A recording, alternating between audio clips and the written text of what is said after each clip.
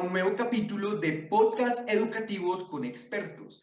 Hoy tenemos a un invitado muy especial quien nos compartirá su experiencia de más de 35 años como escritor y nos deleitará con su más reciente obra enfocada en relatos literarios, realismo mágico y la literatura fantástica. Le doy la bienvenida a José Antonio Prades. Es un placer tenerte aquí. Muchas gracias por aceptar mi invitación.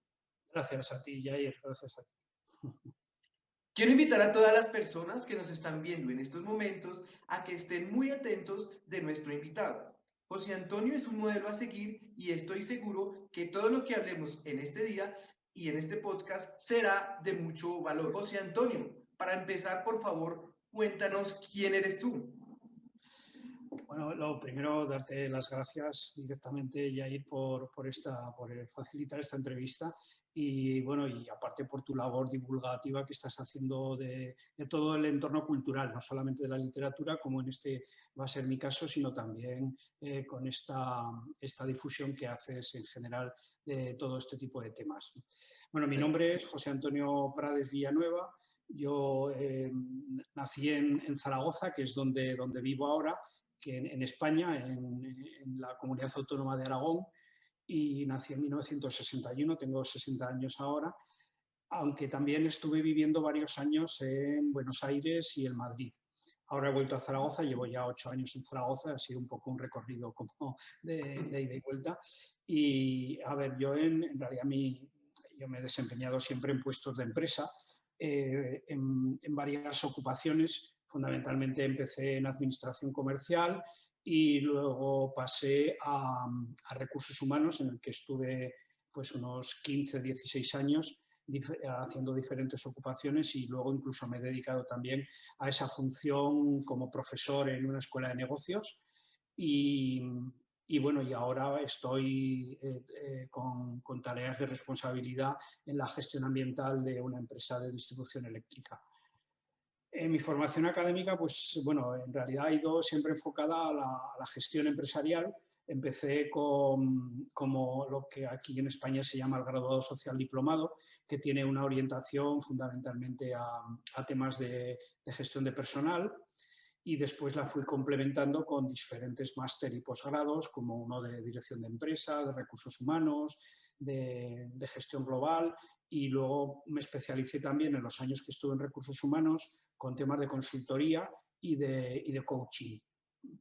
Ese es más o menos así mi bagaje académico. Con la experiencia laboral ha sido en 3 empresas de lo que es el grupo Endesa, ahora dentro del grupo Enel, y entonces ahí es por motivos de trabajo por lo que estuve desempeñando una labor directiva en Buenos Aires. Luego volví a Madrid, estuve allí 8 años en Madrid, 6 en Buenos Aires, y luego he regresado aquí a Zaragoza, donde probablemente pues ya espero mi próxima jubilación. Bueno, pues como escuchamos en esta primera instancia, estamos delante de un invitado con bastante experiencia en el campo empresarial, en el campo de recursos humanos, gestión integrada, también en la parte de coaching, pero también vamos a conocer la parte o su parte como escritor. Me gustaría hacer énfasis más que todo en tu trayectoria como escritor y tu experiencia en literatura. ¿Nos podrías contar, por favor, un poco de tu trayectoria como escritor, que es amplia, como lo mencioné anteriormente? Bueno, a ver, la escritura no ha sido mi dedicación profesional, puesto que bueno, he tenido mi puesto en empresas, como he comentado, que verdaderamente ha sido mi dedicación que me ha dado el sustento económico, pero mi afición por escribir y que bueno, ha habido temporadas en las que ha sido muy profusa.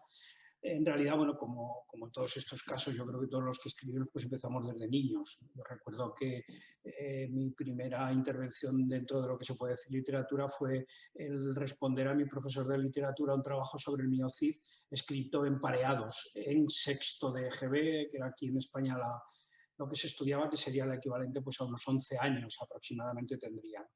A partir de entonces, pues bueno, tuve mis propios cuadernos, escribí mi primer relato con 21 años, y entre los 20 y los 30 años pues era como que estaba un poco dividido entre la evolución profesional o dedicarme a la literatura.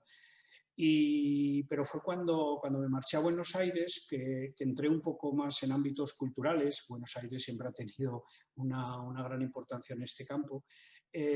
Publiqué mi primer libro de relatos con 32 años creo que tenía, que es Epistolario de un oficinista. En ese tirón también publiqué otro libro de relatos allí que se titula Cuentos de Luz.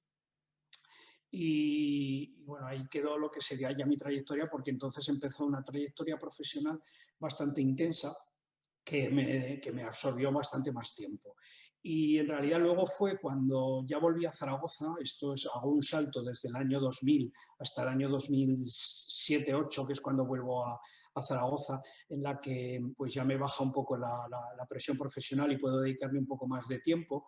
Y entonces me dedico más a la literatura. Lo que hago es hacer una recopilación de obras que había hecho, que titulo en medio de la vida, que lo edité en este formato, ¿no? No sé qué tal se verá ahí. Bueno, en fin. Ay, Y excelente. ahí hice, entonces, desde ese momento empecé a tener cierta actividad más intensa dentro de la literatura. Y de ahí pues sale lo que has comentado, pues que bueno, en realidad tengo 16 libros de relatos, algunos de ellos compartidos y otros individual. Pues bueno, yo he tenido, son 7 novelas las que he escrito, más el último libro de relatos que es la novedad editorial que presento ahora. Okay. Estaba mirando también tu currículum y también pues has tenido la oportunidad de participar en antologías, has sido nominado y has ganado también premios literarios y también has participado en numerosas colaboraciones en cuanto a publicaciones en revistas, ¿verdad? Sí, bueno, así es. En realidad el primer premio literario casi es el que más ilusión me hace, porque fue en el bachiller, en mi colegio, en La Salle. Y bueno, luego pues he recibido algunos otros premios literarios, fundamentalmente uno bastante relevante que fue de artículos periodísticos en el tema de recursos humanos, en la materia, en la Asociación de los Directivos de Recursos Humanos. Luego gané un premio de novela, el premio El Trayo, que se llama, de novela. Y bueno, y últimamente pues he recibido también distintas distinciones en unas convocatorias de la editorial Armonía, con algunos premios finalistas. Y luego pues esas colaboraciones, poco a poco, cuando escribes, pues generalmente te suelen pedir cuestiones poco a poco, otras las he ido enviando yo y las han aceptado en distintos diarios y revistas pues de diferente sentido, tanto profesional, fundamentalmente en la materia de recursos humanos, como literarias. Bueno, pues como estamos observando y a todas las personas que nos están viendo en estos momentos, el invitado de hoy en verdad es una persona con bastante experiencia, no solo en ese campo empresarial, sino también en la parte literaria. Primera pregunta, y ya abordando en este capítulo relacionado con relatos literarios, realismo mágico y literatura fantástica, me gustaría preguntarte, para ti, ¿qué son los relatos literarios? Por ejemplo, ¿qué diferencia a este tipo de escritos de género en cuanto a una novela, un cuento, un artículo, una antología o una poesía?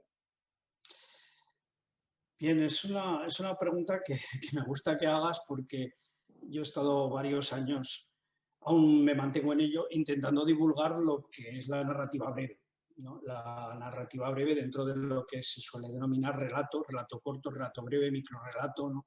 Que aunque parezca lo mismo, tiene bueno, diferencias creo que relevantes, fundamentalmente con la novela, que es el género más divulgado de la narrativa.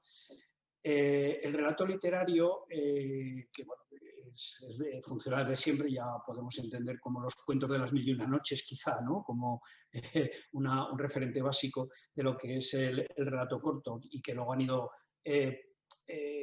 publicando distintos autores, fundamentalmente, pues quizá para mí entender el máximo relevante pues sería la línea argentina con Cortázar y Borges, y luego pues también bueno, Chekhov, en fin, hay referentes que se han destacado más por la literatura breve que por las novelas que hayan podido publicar, o bueno, en el caso de Borges ni siquiera llegó a publicar una novela. El relato literario yo lo intento enfocar con una definición que habla de la economía de recursos. Tienes que condensar en muy pocas páginas una historia con impacto. Y para diferenciarlo claramente de la novela hay que trabajar muy pocos temas y muy pocos personajes. Generalmente la novela pues, tiene subtramas y tiene muchos personajes que van moviéndose a través de la trama. En cambio, el relato lo que debe tener desde mi punto de vista... A ver, hay muchas teorías sobre el relato. Yo estoy contando la mía. Esto no quiere decir que aquí ahora alguien pues, pudiera complementar o incluso contradecir algo de lo que estoy diciendo yo. El relato tiene que salir, en la primera frase te tiene que atrapar, ¿no? Y además en la última frase te tiene que dejar noqueado. Es decir, te tiene que dar una vuelta radical. Y mientras tanto, debe estar escrito, desde mi punto de vista, para que se lea de una sentada. Es decir, tenga 100 palabras o tenga 20 páginas, tiene que tener una tensión que normalmente no te derive y no te relaje, para poder generar una especie de... Porque un relato corto que no te atrape, verdaderamente no termina, desde mi punto de vista, no terminará de llenarte. Y luego hay diferentes técnicas. Esto no quiere decir que todo relato tenga que ser un thriller, ¿no? O sea, porque la atención al lector se capta con distintos recursos que no tiene por qué ser un argumento de tensión, ¿no? Pero la tensión narrativa sí que debe existir en todo momento. Para ti, ¿qué es el realismo mágico y la literatura fantástica? ¿Por qué los eliges para tus obras? Bueno, no todas mis obras tienen referencia al realismo mágico de la literatura fantástica, pero bueno, veo que has captado bien que mi interés por los dos aspectos es muy importante. A ver, yo creo que si no tuviéramos magia ni fantasía, el mundo sería muy aburrido. Entonces, en el momento que estamos hablando de la literatura como una creación artística y fundamentalmente encaminada al entretenimiento como primera función, pues yo creo que hay que impregnar la magia y la fantasía para intentar captar a mayor número de lectores y poder fabricar esos mundos que verdaderamente atrapen. El incluir tanto la magia como la fantasía dentro de la literatura puede tener distintas funciones, ¿no? Pero, la primera, hablando de realismo, es que hay que generar un entorno que no sea desconocido para el autor, para el lector, ¿no? De tal manera que en el momento en el que se introduzca la magia, se cree, aparezca como que está incluida dentro de la realidad, para dar la idea de que la magia forma parte de la realidad. A ver, hay un punto, desde mi punto de vista, fundamental del realismo mágico, que incluso en este último libro que presento lo he utilizado como referencia, que sería en Gabriel García Márquez, en 100 años de soledad, la ascensión de Remedios la Bella, por ejemplo, ¿no? O sea, que se produce dentro de un entorno de la novela que es absolutamente realista y de pronto el relato te va como que te relata una ascensión al cielo, ¿no? Cosa que naturalmente es magia, ¿no? Magia o incluso fantasía, que muchas veces no se sabe cómo distinguir. Y luego, bueno, pues el concepto de literatura fantástica como tal también lo que intenta es ya salir un poco más de la realidad y generar esos entornos relativamente irreales que nos pueden llevar a otros universos, a otras dimensiones, a otros mundos metafísicos en los cuales pues, se puedan generar unas historias que no llegan a ser de ciencia ficción, sino que es de fantasía de personajes. Desde mi punto de vista, esa sería la diferencia también entre literatura fantástica y ciencia ficción. Una de tus especialidades son los relatos literarios, pero pues dentro de tu experiencia has escrito bastantes libros, numerosos libros. ¿Por qué escribir un libro? ¿Por qué contar historias? ¿Por qué plasmar todos esos pensamientos a través de un texto, de una obra literaria? Bueno, sería una pregunta que casi nos podría tener aquí horas y horas hablando, ¿no? Porque estamos hablando casi de teoría literaria, ¿no? A ver, yo creo que, por resumirlo, quienes escribimos y por lo que he podido charlar con colegas míos, ¿no?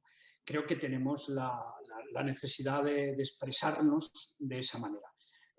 Yo creo que también pues, hay una cuestión de que si nos dedicamos a eso, pues es porque, pues primero porque nos gusta, segundo porque hemos visto determinadas habilidades y en segundo lugar pues hay una cuestión que yo creo que es intuitiva, pero ya eso ya es muy personal de cada uno, el hecho de que desde mi punto de vista el arte te conecta de alguna manera con otra serie de mundos que no son de este mundo, no sé cómo decir, ¿no? Es una percepción particular mía que comparto con varios colegas, pero no es común, ¿no? El hecho de que, esto, digamos que casi ya desde mi punto de vista se empezó con Platón, con la teoría de las ideas, podemos hablar ahora de Carl Jung también, con el inconsciente colectivo, desde mi punto de vista. Cualquier arte, no solamente la literatura, pero sino cualquier arte precisamente impacta en su entorno colectivo porque, sin saber por qué, tiene una conexión, ¿no?, con algo elevado que verdaderamente te transmite un mensaje como ser humano. Muchas veces es hasta incluso difícil de descifrar o incluso para cada persona que lo ve o que lo lee o que lo disfruta, el mensaje puede ser diferente. Yo creo que este tipo de dos cosas, ¿no?, la necesidad de expresión y esa facilidad de conexión que verdaderamente te puede generar como, digamos, artesano, ya no como artista, sino como artesano, un esfuerzo físico muchas veces y mental impresionante, pero sobre todo luego queda la satisfacción de haber terminado un proyecto, una obra, algo que verdaderamente pues, te conecta con la sociedad de una forma verdaderamente profunda. La primera parte de nuestra charla y de acuerdo a tu experiencia, ¿cuál crees tú que ha sido tu mayor logro como escritor? A ver, yo creo que, o yo así lo veo, el mayor logro del escritor es encontrar lectores. Está claro que yo creo que la escritura es una forma de comunicación y la comunicación tiene emisor y receptor. ¿No? O sea, si solamente hay emisor no hay comunicación. Entonces yo creo que a mí lo que más satisfacción me ha dado de haberme dedicado a escribir es el poder comprobar en una conversación con un lector el hecho de que lo que yo he escrito pues le ha generado algún impacto, reflexión, sonrisa, entretenimiento, de tal manera que me considero pues un privilegiado de haber podido contribuir a que esa persona pues haya tenido un momento especial en su vida. Otra cosa es luego, pues hay otro tipo ya de reconocimientos, pues bueno, que hay gente que lo valora pues por el número de ejemplares que vende, por el número de reconocimientos literarios que hay. Pues bueno, yo a lo largo de mi vida como escritor he pasado por diferentes fases, no lo voy a negar. Hay una fase que normalmente pues, nos entra a todos los artistas o escritores, si nos podemos llamar así, que es la fase del ego, ¿no?, de querer tener pues, una mayor repercusión social, de alcanzar la fama, de todo esto, pero yo creo que la propia madurez, ¿no?, te va colocando en un sitio en el cual entiendes bueno, que has sido pues, bueno, dotado con un don que tú has cultivado para poder comunicar con la sociedad y entonces verdaderamente casi se te tiene que convertir en una obligación el trasladarlo a la sociedad. Pero sin esperar nada a cambio, simplemente es el hecho de participar en la medida en la que tú puedas y en la medida que tú sepas, pues para que lo que tú puedas estar dotado para poder comunicar le llegue al mayor número de gente posible, ¿no? Naturalmente la parte económica tiene que existir, pues porque por dentro todo el mundo tiene que vivir, todo el mundo tiene que participar de esas ganancias económicas, pero yo creo que eso siempre debe venir por añadidura, nunca ser el objetivo que te tiene que impulsar a crear en este caso, un Vamos a libro. entrar ya en materia en tu última obra literaria. Nada es como tu nombre. José Antonio, por favor, cuéntanos qué te motivó o en qué o quién te inspiraste para escribir tu libro. Bueno, generalmente cualquier obra que yo he escrito, el inicio, que digamos que es el primer pensamiento, se produce muchos años atrás de que el momento que termina, de que está terminada. Puede que estemos hablando a lo mejor hasta de 15 años. A ver, en este caso, este libro de relatos es un libro de relatos, nada es como tu nombre, A ver, yo tengo, como acabo de decir, un proyecto para una novela que lo he empezado hace mucho tiempo, pero que creo que se plasmará bastante más adelante. Es un proyecto bastante ambicioso de una trilogía y entonces ya he ido pensando poco a poco en distintas partes que puede tener esa novela. Dos de estos relatos, que es uno que se titula Amores Largos y el otro que se titula La Casa de la India, precisamente surgieron como ejercicios para incluirlos en esa novela.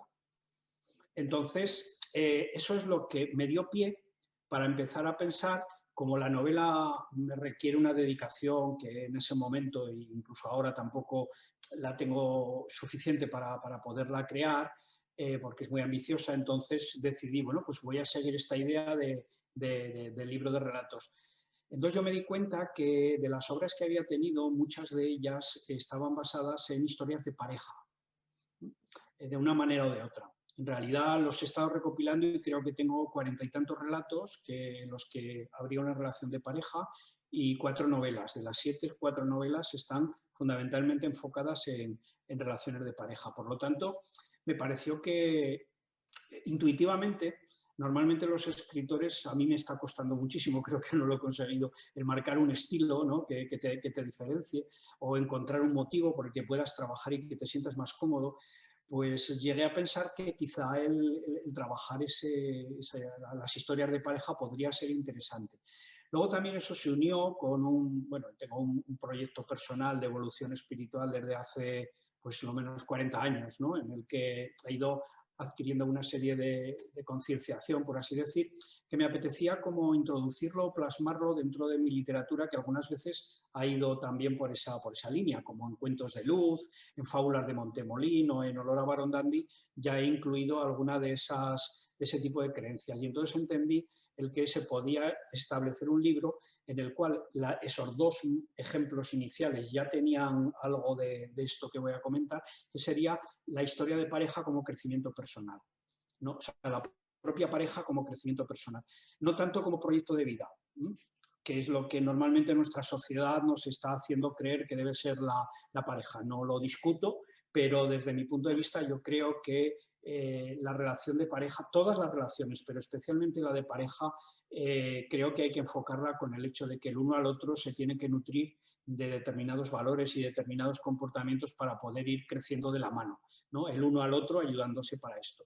Entonces, dentro de esa línea, que también tiene algún toque esotérico, fantástico, mágico, como hemos empezado a contar al principio, se crean una serie de historias de relatos cuya intención inicial, como intención final es el poder mostrar cómo la propia pareja te puede ayudar a crecer personalmente, tu propia relación de pareja. Entonces, desde ese punto de vista, son 7 relatos totalmente diferentes, pero cuyo nexo es el que hablamos de historias de pareja en el cual los propios personajes y protagonistas reflexionan sobre lo que la pareja les da o les está dando en el momento que escriben para poder crecer personalmente. Me gustaría que por favor abordáramos en esos 7 relatos, si eres tan amable, si nos haces un breve resumen, una breve sinopsis de cada uno de los relatos de Nada es como tu nombre.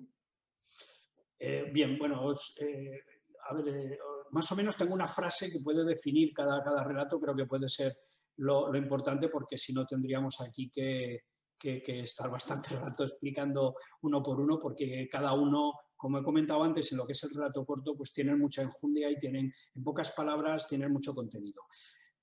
A ver, fundamentalmente yo creo que voy a dar 7 palabras que incluyen el concepto de esos relatos, ¿no? Que son el apego, la idolatría, la pasión, la ternura, la grandeza, la sensualidad y la luz.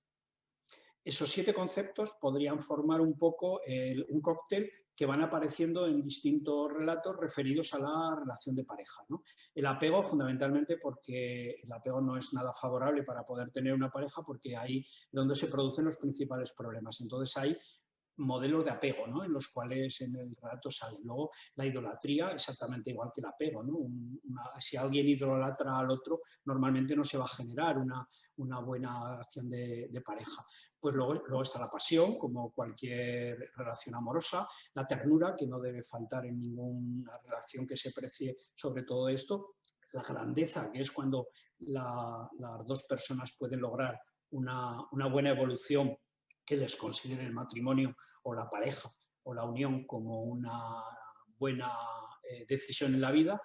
La sensualidad es necesaria, sobre todo porque es lo que, bueno, podríamos hablar de sensualidad, sexo y erotismo monográficamente, pero bueno, sería un componente de la pareja importante. Y luego el tema de la luz, porque fundamentalmente la luz yo creo que es un componente metafórico muy importante para poder entender nuestra visión positiva del mundo, ¿no? La palabra luz, donde hay luz, ¿no? Existe alegría, existe, pues yo creo que de ahí se consigue esto.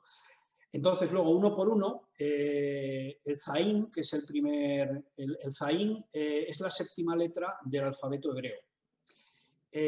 Bueno, tiene un mensaje indirecto y es el que justo es el primer cuento de 7 y por lo tanto es la séptima letra. Y bueno, con el Zain trabajo con un concepto que creó Borges en la literatura, aunque luego lo han tomado otros autores, que es la del Aleph, ¿no? Que es un cuento precisamente de los más emblemáticos de Jorge Luis Borges. Entonces, en mi caso, juego un poco con el concepto del Aleph y el Zain, no quiero desvelar más, sería el punto del universo que aglutina todos los amores del mundo. Y así termina el relato. Simplemente lo llevo hasta ahí para que quede un poco de interés por poderlo leer. En Alquimia de Amor, que es el segundo cuento, es una relación precisamente de apego en la que hay dolor y traición con un maleficio y con una esperanza. La Casa de la India en realidad es una casa de citas, pero son unas meretrices muy especiales y con un objetivo muy especial, que tampoco quiero desvelar, porque verdaderamente también tiene que ver con este sentido de la evolución de la sociedad, ¿no? Y no tanto como la mala connotación que suele tener ese oficio. En La otra y yo he intentado captar un concepto literario o un tema literario que fundamentalmente utilizaron Bioy Casares y Borges, que es el de los universos paralelos. Y entonces ahí, bueno, pues es una mujer en la que habla en primera persona. Hay otra cuestión, creo, relevante del libro, y es el que aquí la mujer aparece en un aspecto superior al hombre, en todos los relatos. De una manera u otra, esa actividad está actuando, pero no me refiero como superioridad física ni mental, sino simplemente como una superioridad de maestra de vida para el hombre y para la pareja, naturalmente. Entonces, muchas voces son precisamente de mujer en estos cuentos. En Amores Largos es para mí un relato muy emotivo porque aparece mucha historia de mis padres, ¿no? No es Amores Largos precisamente es porque, bueno, pues mis padres, mi madre ya falleció hace 5 años, mi padre todavía vive, tiene 90 y se conocieron con 13 y con 16, ¿no? Entonces, pues bueno, es una visión de pareja muy, muy interesante y entonces, bueno, fabulo un poco con algunas cosas que les ocurrieron y con otras que he conocido yo, pues para crear este relato que desde mi punto de vista está hecho precisamente para la ternura que hablaba al principio. La vida en 7, justamente, a ver, este libro tiene 7 relatos, pero los 6 primeros forman un ciclo. El primero y el sexto, digamos, tienen una estructura muy parecida en cuanto al personaje y en cuanto a la evolución de su relación de pareja. Y aquí habla de cómo un hombre reflexiona sobre lo que le enseña su pareja a lo largo de 3 fases de su vida. Y entonces hablamos de la fase de enamoramiento, la fase de dolor y la fase de concienciación. Y luego el último relato se titula Esther cuenta. Bueno, voy a contar una cuestión personal. Esther es mi mujer, era mi mujer, soy viudo, ella falleció hace 6 años. Entonces es un relato escrito desde un punto de conciencia en la que ella se comunica, bueno, ella, el personaje, porque no vamos a hablar directamente de ella, ¿no? El personaje se comunica con el que ha sido su marido desde el más allá. Y entonces le transmite una serie de mensajes, hace un relato de cómo fue la vida. Hay parte autobiográfica mía, puedo decir que no es 100% autobiográfico, pero sí tiene mucha parte de lo que yo he podido reflexionar sobre lo que supuso esa pareja para mí, el acompañamiento de mi mujer durante ese tiempo.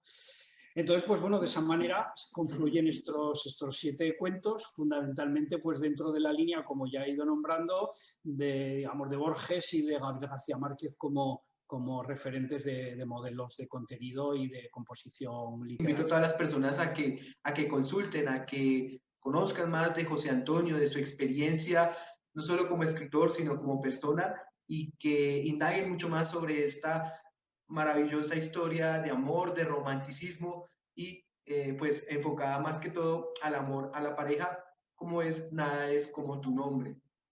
Una última pregunta que quisiera hacerte sobre este tema y pues que va enfocado a tu obra y es, ¿por qué es importante el amor en la vida? Ya nos mencionaste varios ejemplos, pero para ti, ¿por qué es importante el amor en la vida? Te lo puedo resumir en una frase. Es una frase un poco contundente, ¿no? La podemos empezar por el principio o por lo que después es el final. ¿El amor es la vida o la vida es amor?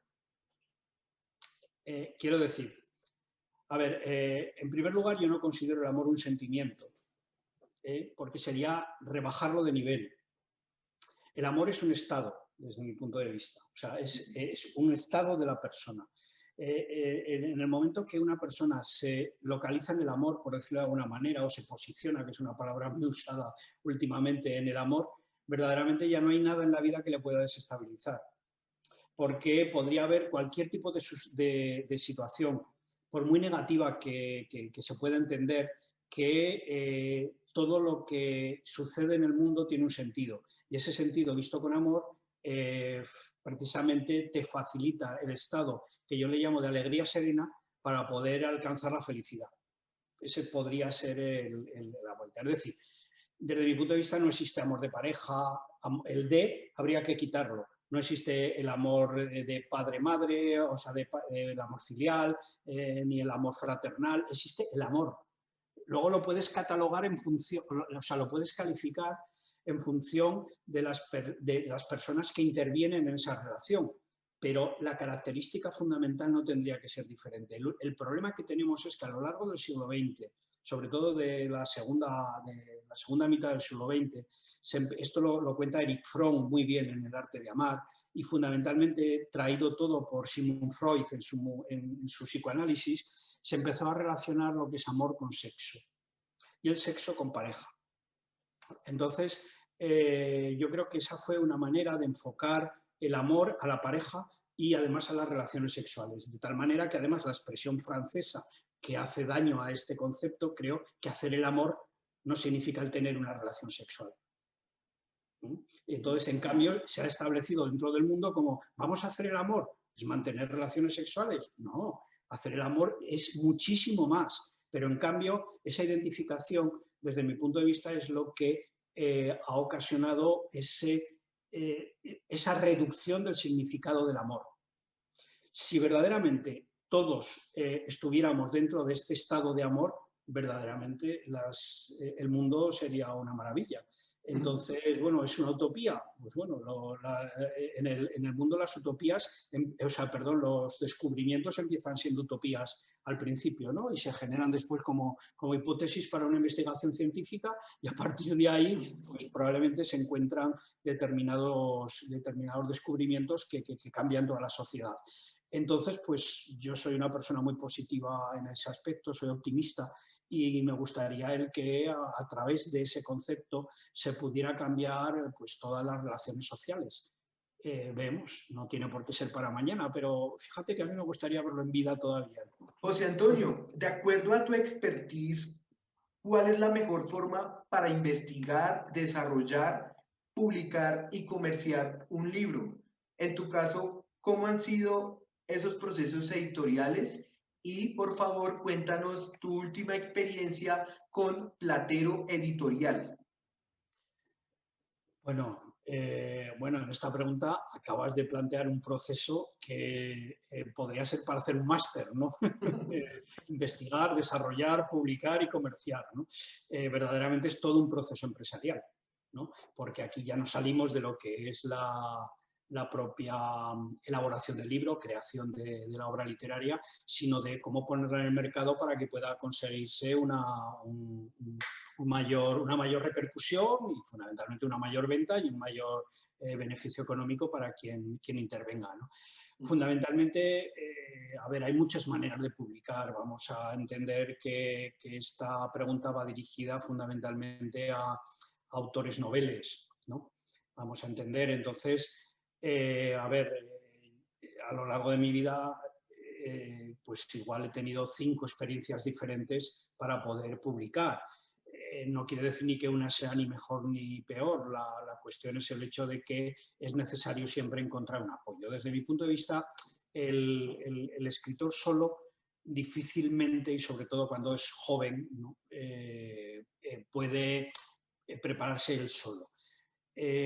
Algo de ayuda hay que haber y que pues, también depende de la inversión económica que se tenga que hacer, porque al fin y al cabo nadie, por ejemplo, Borges se editó su primer libro y se fue a un congreso de escritores, habló con la señora del guardarropas y le pidió que le metiera ejemplares de su pequeño libro a todos los escritores en sus abrigos que habían dejado colgado en el guardarropa.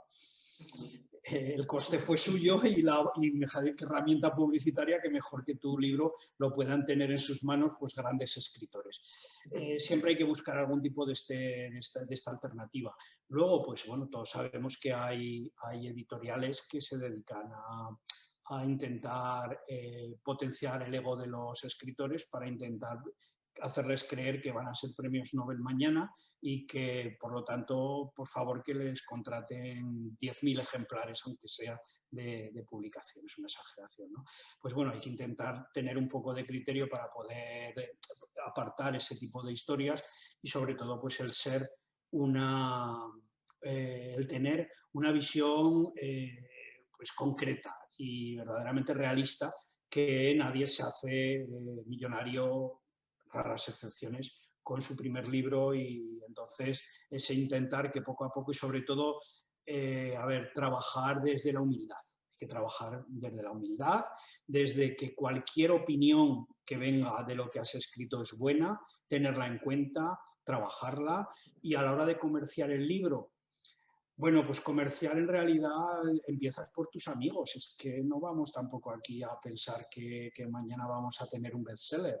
Entonces se trata de intentar buscar que lo pueda leer alguien que de buena voluntad, que tenga conocimientos y que te ayude para poder crecer. No creer que vas a ser halagado continuamente por lo bien que escribes, sino simplemente porque, bueno, al fin y al cabo hay que tener conciencia de los propios errores que siempre se cometen, y a partir de ahí, pues poco a poco, cada publicación teniendo constancia y teniendo esa humildad, yo creo que poco a poco pues, se va creciendo un poco dentro del mercado editorial, y yo también pues soy ferviente creyente de que lo que tenga que llegar, llegará.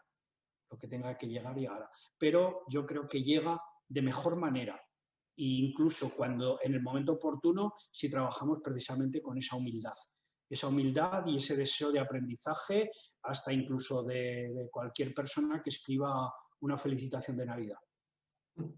Bueno, la humildad, me quedo con esa última palabra tuya y que ojalá sea un mensaje clave para aquellas personas que, como tú lo mencionaste, pues están empezando en este mundo literario, que se animen a escribir, personas que pues han publicado sus primeras obras y están en ese proceso de darse a conocer, de que conozcan su historia y, como lo dices, la humildad, lo más importante para tal vez a mediano o largo plazo conseguir muchos objetivos personales y profesionales. Me he dejado la última parte, que ha sido mi última experiencia con Platero Editorial, porque además quiero dejar constancia de que llevo pues, 4 meses de relación con ellos, y verdaderamente pues estoy muy satisfecho y esto, a ver, en este tipo de literatura que hacemos, personajes que no tenemos un volumen millonario de ventas, pues se agradece mucho porque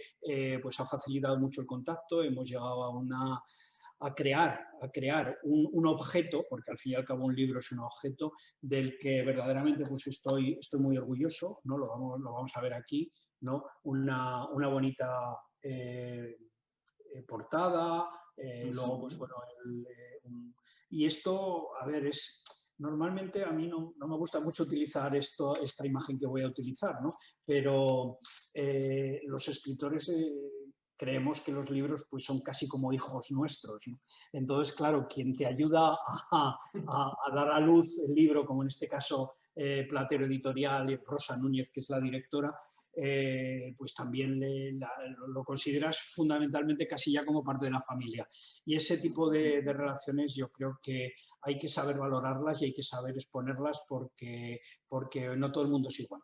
Entonces, lo que verdaderamente te llena el corazón, por decirlo de alguna manera, yo creo que hay que divulgarlo y hay que potenciarlo. Así que eso es mostrar mi agradecimiento a Rosa Núñez y a todo el personal de Platero Editorial por esta edición. Bueno, enhorabuena por Platero Editorial y pues digamos, primero por apoyarte, por creer pues en toda tu experiencia y en estos relatos que tú plasmaste y también pues por esa calidad que nos cuentas pues en cuanto a tu proceso editorial en este caso. Mi siguiente pregunta va enfocada más a uno de esos procesos editoriales en cuanto a la construcción de un libro y es el de la corrección de estilo. ¿Qué tan importante es para ti la corrección de estilo al momento de redactar y de presentar una obra literaria? A ver, yo siempre he sido partidario de tender a la perfección. Es decir, yo creo que cada cual debemos tener el compromiso de que a lo que nos dediquemos, hacerlo de la mejor manera posible. Está muy claro que nosotros solos no somos capaces de poder conseguir el 100% de perfección, nunca lo vamos a conseguir, pero si tenemos ayuda para poder llegar a eso es fundamental. Cuando tú quieres publicar un libro, la recepción de ese libro es fundamental. Y entonces, cuanto más perfecto esté, va a tener mucha mejor repercusión. Entonces, por mi propia evolución personal, pues el estilo literario lo vas mejorando y lo vas perfeccionando a lo largo de toda tu trayectoria, sobre todo si te dedicas a escribir continuamente. Pero sobre todo en los primeros años, vuelvo otra vez a la palabra de antes, hay que tener la humildad necesaria. Naturalmente, pues bueno, cuesta, hay un valor económico de por medio, pero yo creo que es lo mejor aprovechado que se puede realizar para que te ayuden a construir tu obra literaria.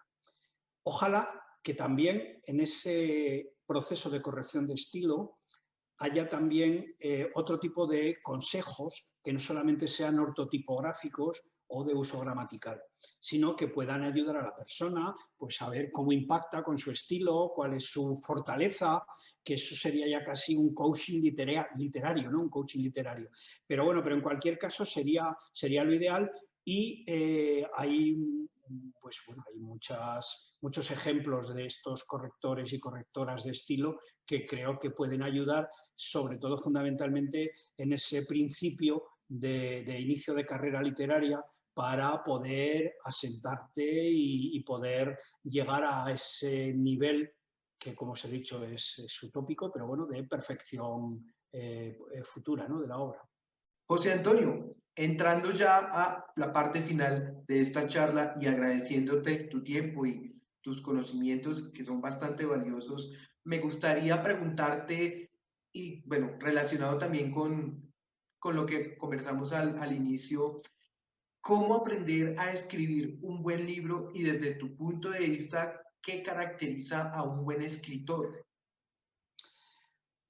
Bueno, a ver, haces unas preguntas que verdaderamente tienen enjundia. O sea, que tendríamos aquí para hablar rato y rato. Voy a intentar ser breve porque ya llevamos mucho rato de entrevista y no quiero tampoco cansar a los oyentes, ¿no? A ver, aprender a escribir un buen libro, a mí mis padres me enseñaron que hacer se aprende en gerundio, ¿no? Es decir, escribiendo y leyendo en este caso. Casi yo invertiría los términos, leyendo y escribiendo. Podríamos hablar de muchas cosas, pero lo fundamental que tiene que empezar... no hace mucho escuché a un crítico literario que hablaba hablando de consejos a nuevos escritores, que les decía, de los 20 a los 30 tienes que leer todos los clásicos literarios que puedas, porque lo que no leas hasta los 30 de clásicos no volverás a leer en la vida. Y a partir de los 30 era cuando él pedía que quien se hubiera formado literariamente se pusiera a escribir. No sé si ese es el mejor método, pero desde luego que no va a fallar para poder llegar a una literatura consistente, yo creo que es importante, ¿no? Caracterizar a un buen escritor, es que cada uno tenemos un concepto de lo que es ser buen escritor. Yo te voy a decir mi concepto, pero no es el único, ni verdaderamente pretendo que sea tampoco el más grande. Y voy a ser un poco, digamos, contundente, ¿no? El buen escritor es el que escribe desde las tripas. Quiero decir, aquel que escribe lo que verdaderamente siente y lo plasma en el papel, en el mismo sentido que por norma general se suele poner en la poesía, o sea, la poesía generalmente sí que se habla desde dentro, quien dice desde las tripas es un poco exagerado, puede ser desde el corazón, desde la ilusión, desde la ternura, pero siempre, sobre todo aquello que además más conozcas y más hayas sentido.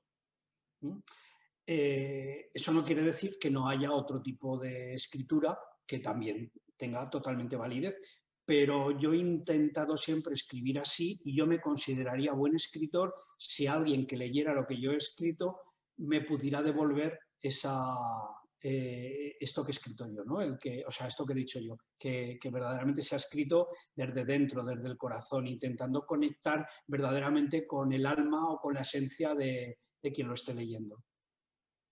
Mi última pregunta, y resumiendo esta charla, ¿por qué las personas deben adquirir y leer Nada es como tu nombre?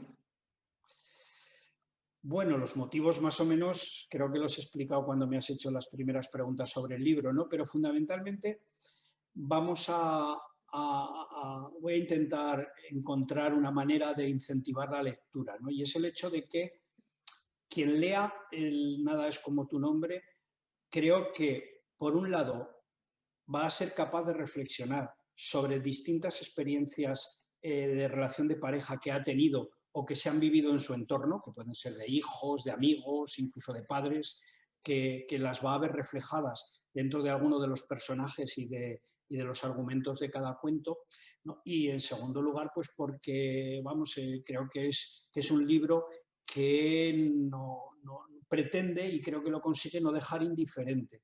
Es decir, que te moviliza internamente, en este caso, pues hablando de las relaciones de pareja, y para los jóvenes que hayan tenido pocas o no hayan tenido, pues ojalá el poder leer este libro les pueda reenfocar el sentido que debe tener una pareja en cuanto a lo que hemos hablado de la pareja como maestra de vida y del propio crecimiento personal. Yo los invito a seguir a José Antonio en redes sociales. La verdad es que su experiencia es de admirar. Cuando empecé a leer su currículum, la verdad quedé impresionado por todo lo que ha logrado, no solo como profesional y escritor, sino por todos los aportes que le ha brindado a la sociedad. José Antonio, si alguien quiere adquirir tu libro o te quiere para contactar un poco más de ti, ¿por qué canales de comunicación te pueden encontrar? Bueno, yo tengo fundamentalmente el perfil que más utilizo es en Facebook, por mi nombre directamente, por José Antonio Prades. También he abierto una página con el nombre del libro, de Nada es como tu nombre. Y bueno, por cada uno de los libros que he escrito tengo también una página. Bueno, ahora tengo la página web, la tengo en construcción, pero bueno, va a ser mi nombre, el dominio, José Antonio Prades, tanto .com como .es. En breve podrá estar disponible. Y luego también tengo perfil en LinkedIn, aunque es más profesional que literario. También hay información sobre mi obra, pero fundamentalmente sobre la literaria. Entonces, pues más o menos ahí es la forma en la que nos podemos comunicar. El libro se puede pedir directamente a la editorial, a Platero Editorial. Se puede buscar en internet como Nada es como tu nombre, Platero Editorial, y ahí está la página de compra. Y la editorial está bastante extendida por Latinoamérica, que creo que esta entrevista es por donde más divulgación va a tener, tanto bueno, en Argentina, en México, en Ecuador, en Argentina, México, Ecuador y Estados Unidos. Esos son los países donde tiene distribución directa la editorial, además de España. No obstante, se puede hacer llegar a cualquier país desde estos otros, que es cuando se imprime desde allí. Listo. Pues bueno, muy interesante todos estos temas de los que hemos hablado en el día de hoy. José Antonio, te agradezco mucho tu tiempo. Gracias por compartir tu experiencia y fue un honor tenerte como invitado. Muchas gracias a ti, Jair, por esta labor que estás realizando. Ha sido muy agradable compartir este tiempo contigo, el haberte conocido con esta labor y bueno, te deseo los mejores éxitos también en tu trayectoria de comunicador y creo que hay muy buen bagaje para que lo lleves a éxito. Así que espero que sea hasta pronto. Muchas gracias a José Antonio y a todas las personas que nos están viendo en estos momentos.